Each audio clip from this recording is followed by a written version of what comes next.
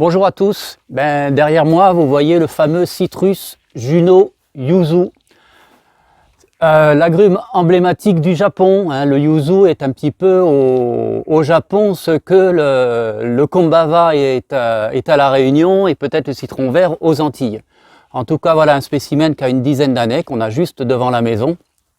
Alors c'est quand même assez sympathique, c'est qu'on le ramasse de la terrasse, puisqu'il y a le pied qui descend à peu près à 2,50 m sous la terrasse et qui se retrouve donc au-dessus de la terrasse.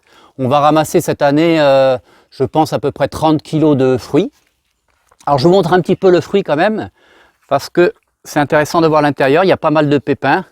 Et c'est donc sur le yuzu, ce qui est intéressant, c'est non pas tellement le jus, bien que il est quand même intéressant, mais c'est vraiment le zeste. Voilà, là on voit peut-être pas très bien, il y a quand même pas mal de pépins, mais regardez, le jus quand même est assez abondant. Voilà, il y a quand même pas mal de jus, ce qui est assez intéressant. Mais là où vraiment c'est un petit peu la Rolls-Royce des agrumes résistants au froid, c'est quand on met l'ongle, vous avez des parfums de mandarine. D'ailleurs, il a dans sa génétique de la mandarine, une mandarine et du citrus ishangensis. Voilà, depuis quelques années, on a réussi à scinder le génome des agrumes et on sait un petit peu ce qu'il a dans le ventre, dans ses gènes. Voilà. Donc c'est vraiment, c'est parfum de fou. En ce qui concerne la culture, c'est quand même relativement simple. Il a une grosse tenue au froid, puisque c'est un peu l'agrume emblématique par rapport à la résistance au gel, puisqu'on est aux alentours de moins 15 degrés une fois votre arbre bien sûr implanté. La première année, ce sera plutôt aux alentours de moins 10 degrés, et puis quand il va boiser, faire du bois saouté, comme on dit, ayant passé le mois d'août, des bois un petit peu plus comme ça, là vous aurez une tenue qui va donc jusqu'à moins 15. De toutes les manières, évitez des plantations hivernales. Souvent, on vient nous voir au mois de novembre pour nous dire je prends un yuzu, je vais le planter. Et donc, attention, à part si vous êtes dans une région où il ne gèle pas du tout en hiver ou très peu, les plantations se font en terre chaude, comme beaucoup de fruitiers méditerranéens. Donc, plantation avril, mai, c'est l'idéal, et juin aussi, c'est très bien.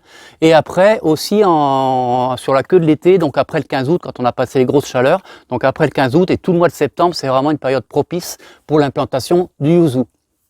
Donc comme tous les agrumes, il est totalement auto-fertile, donc il n'y a pas d'histoire de papa, de maman, il s'auto-pollinise très bien, donc il n'y a pas de souci d'aller chercher un pied mâle, un pied femelle sur tous les agrumes de toute manière. C'est une très belle floraison printanière au mois de mai qui est odorante. Le feuillage est en partie persistant. Vous verrez cependant qu'après les gels hivernaux, il a tendance à renouveler son feuillage, donc il va perdre en partie ses feuilles en hiver. Donc il y a un jaunissement à peu près à 70% des feuilles. Et au printemps, quand il va refaire sa pousse de printemps, en général c'est vers le mois d'avril-mai, il faut qu'il fasse quand même bien chaud, parce qu'il est d'origine tropicale quand même, malgré tout, originaire de Chine et du Bangladesh. Et donc qu'est-ce que je disais? Oui, donc il va renouveler son feuillage au printemps, il met une belle pousse verte au printemps. Voilà. Après, c'est très important aussi, on le claironne un petit peu tout le temps, mais bon, maintenant on commence à le savoir un petit peu sur les agrumes, le porte-greffe est quand même très important. Donc il faut des porte-greffes résistants au gel.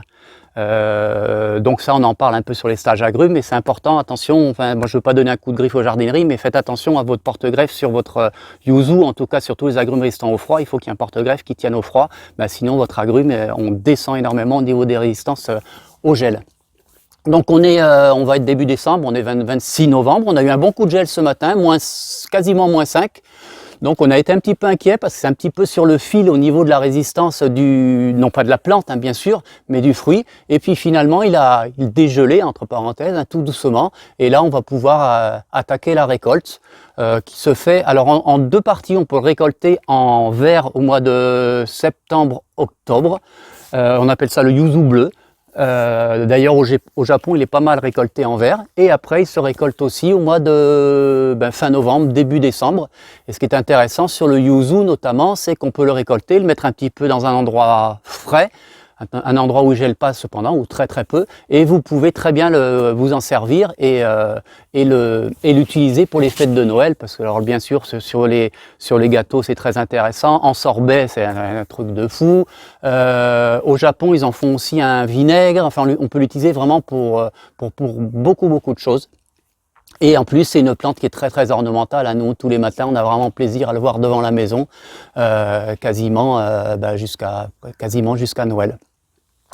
Voilà, est-ce que tu veux que je fasse quelques compléments d'infos? Comme ça, c'est un peu un vrac. Simplement, peut-être je pourrais rajouter que quand il est cueilli légèrement virant du vert au jaune, moi je l'utilise plus pour les plats salés. Et quand il est bien jaune comme maintenant, plus pour les plats sucrés, les desserts. Et qu'au Japon aussi, je crois qu'ils ont une tradition avec un bain pour la nouvelle année. Ils mettent des yuzu dans un bain chaud. Voilà, on l'a eu fait. Il y a beaucoup, c'est vrai, on l'avait fait il y a pas mal d'années. Il y a beaucoup de choses à dire sur le yuzu, donc on fait des compléments d'infos vraiment sur les stages agrumes, là on peut pas y passer 2 heures non plus. Mais en tout cas, voilà, le citronnier, enfin l'agrume emblématique pour la résistance au froid. Voilà, belle journée, bon hiver à tous, et puis j'espère à bientôt. Au revoir.